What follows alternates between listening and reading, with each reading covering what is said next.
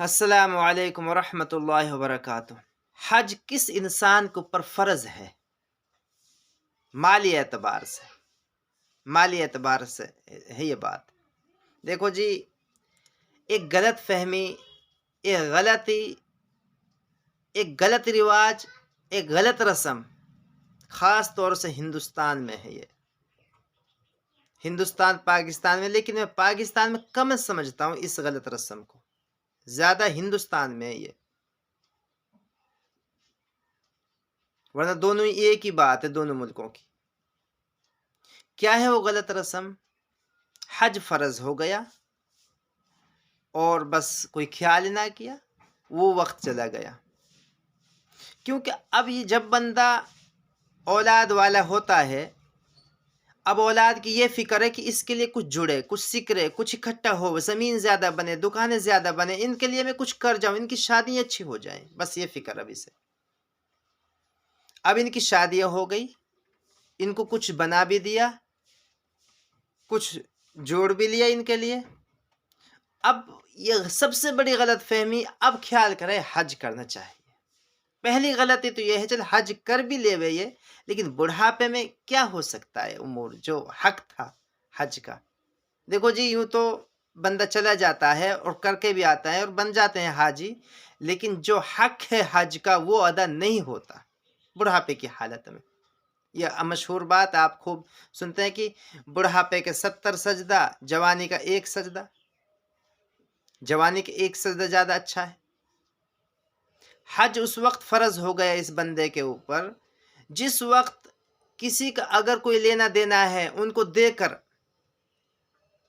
ان کو کسی کا قرض دار ہے یہ بندہ، اس کو دے کر اتنا مال بچ جائے کہ حج کو آ جا سکتا ہو۔ اب حج فرض ہے۔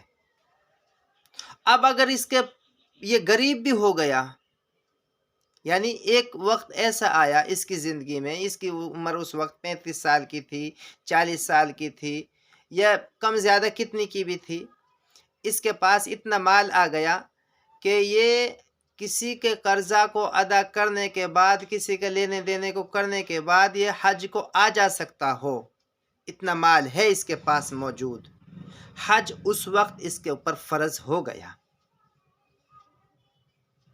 اب اگر یہ اللہ ایسا کسی کے ساتھ مت کرے کہ کامیابی کو دے کر، نعمتوں کو دے کر اللہ مت لے کسی سے نعمتوں، کیونکہ غلطیوں کی وجہ سے نعمت چھینتی ہے، ایسے نہیں چھینتا اللہ کسی کی نعمتوں کو، یاد رکھنا اس بات کو۔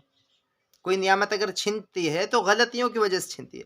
اگر اللہ نہ کرے ایسا ہو جائے کہ کسی وقت تو یہ اتنا مالدار تک حج کو جا سکتا ہو، آ سکتا تھا، اور اپنے بیوی بچوں کا خرچہ بھی برداشت کر سکتا تھا، جو موجود ہیں گھر میں اس کے بچے، ان کا بھی خرچہ یہ چلا سکتا تھا اور حج کو آ جا سکتا تھا، لیکن اب یہ غریب ہو گیا، اب حج اس کے ذمہ ہو گیا ہے، اب یہ نہیں کرے گا تو گنہگار رہے گا۔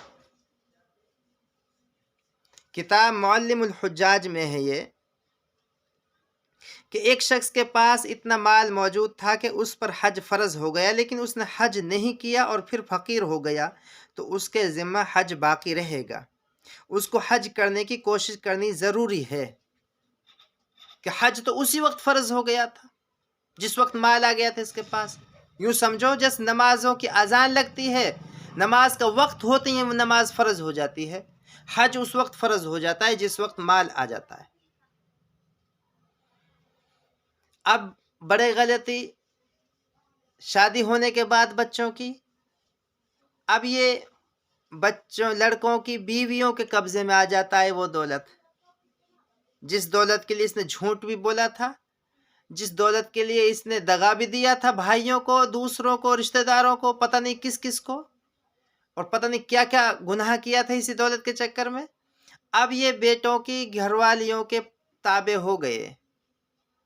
اب اگر یہ کہتے بھی ہیں، پہلی بات تو یہ کہنے کی ہمت ہی نہیں رکھتے کہ ہماری حج کرا دو، کہتے بھی ہیں تو وہ ایسی بری طرح سے پیش آتی ہیں، وہ گھر والیاں جو اپنے بیٹوں کی بیویاں ہیں، ایسی بری طرح سے پیش آتے ہیں، ہمت ہی نہیں رکھتے کہنے کی۔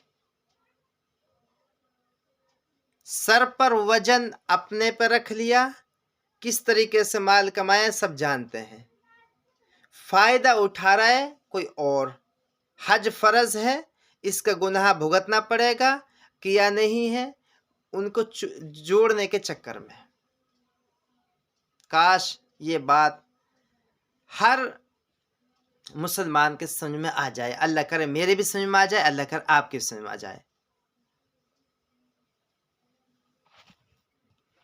اتنی سی گزارش ہے میری، آپ جو یہ میری بات سن رہے ہیں اپنے ماں باپوں کی اللہ کے لیے حج کرا دو۔ اگر کسی وجہ سے اب عمر کی بھی قید آ گئی، اس میں زیادہ عمر والا نہیں جا سکتا، اگر کسی وجہ سے حج نہیں کر سکتے، وہ زیادہ لاچار ہیں اور عمر بھی زیادہ ہو گئی ان کی، یا کوئی اور بھی وجہ ہے، اتنا مال بھی نہیں ہے، تو عمرہ ہی کرا دو۔ آخر میں عمرہ تو ضرور بالضرور کرا دو، اللہ آپ سے خوش ہو جائے گا انشاءاللہ، اور آگے ضرور پہنچانا میری اس بات کو۔